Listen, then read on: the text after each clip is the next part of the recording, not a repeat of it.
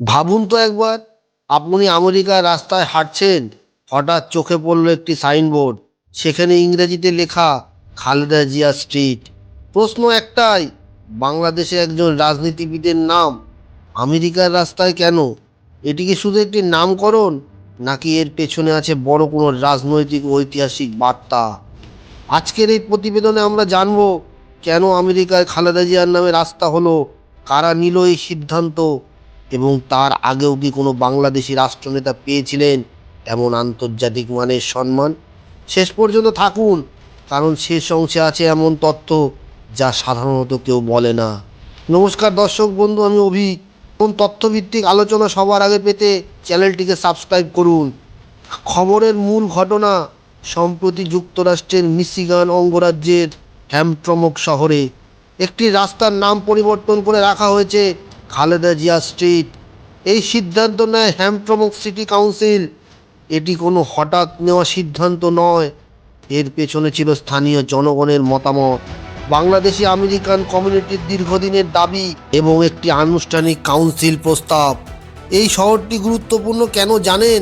কারণ হ্যামট্রমক হলো আমেরিকার সেই বিরল শহরগুলোর একটি, যেখানে মুসলিম ও দক্ষিণ এশীয় কমিউনিটির সংখ্যা অনেক বেশি। এখানে বাংলাদেশি ভোটার, ব্যবসায়ী ও সমাজকর্মীদের শক্ত অবস্থান রয়েছে। প্রশ্ন আসতেই পারে, খালেদা জিয়াই কেন? বেগম খালেদা জিয়া বাংলাদেশের ইতিহাসে একজন অত্যন্ত প্রভাবশালী রাজনৈতিক ব্যক্তিত্ব। তিনি ছিলেন বাংলাদেশের প্রথম নারী প্রধানমন্ত্রী। তিনি 3বার দেশের প্রধানমন্ত্রী নির্বাচিত হয়েছিলেন। তিনি বিএনপির চেয়ারপারসন ছিলেন। দীর্ঘ সময় ধরে তিনি ছিলেন ক্ষমতা ও বিরোধী রাজনীতির কেন্দ্রবিন্দু। তার নেতৃত্বে বাংলাদেশ একাধিক গণতান্ত্রিক আন্দোলন, নির্বাচন এবং আন্তর্জাতিক সম্পর্কের গুরুত্বপূর্ণ সময় পার করেছিল। বিশেষ করে প্রবাসী বাংলাদেশিদের বড় একটি অংশ তাকে একজন শক্তিশালী গণতান্ত্রিক নেতা হিসাবেই দেখে। আমেরিকাতে রাস্তার নামকরণ কিভাবে হয় দর্শক বন্ধু? অনেকে মনে করেন আমেরিকার রাস্তায় নাম রাখা খুব সহজ। আসলে বিষয়টি মোটেও সহজ নয়। প্রথমেই দরকার স্থানীয় বাসিন্দাদের সমর্থন, সিটি কাউন্সিলে আনুষ্ঠানিক প্রস্তাব, জনশুনানি, ভোটিং এবং অনুমোদন। খালেদা জিয়ার নামেও ঠিকই একই প্রক্রিয়ার মধ্যে দিয়ে সিদ্ধান্ত হয়েছে। এর মানে কি দাঁড়ায়? এটি কোনো দলীয় ঘোষণা নয়, এটি একটি সরকারি স্বীকৃতি, এবং এখানেই বিষয়টি হয়ে উঠেছে ঐতিহাসিক। এখন আসি সবচেয়ে গুরুত্বপূর্ণ প্রশ্নে, খালেদা জিয়ার আগে কি কোনো বাংলাদেশি রাষ্ট্রপ্রধানের নামে আমেরিকায় রাস্তা ছিল? উত্তর হলো হ্যাঁ। খালেদা জিয়ার আগেও আমেরিকার রাস্তার নামকরণ হয়েছিল বাংলাদেশের আর একজন রাষ্ট্রনেতার নামে। তিনি হলেন শহীদ রাষ্ট্রপতি জিয়াউর রহমান। যুক্তরাষ্ট্রের বিভিন্ন শহরে জিয়াউর রহমানের নামে স্ট্রিট ও অ্যাভিনিউ নামকরণের ঘটনা ঘটেছে।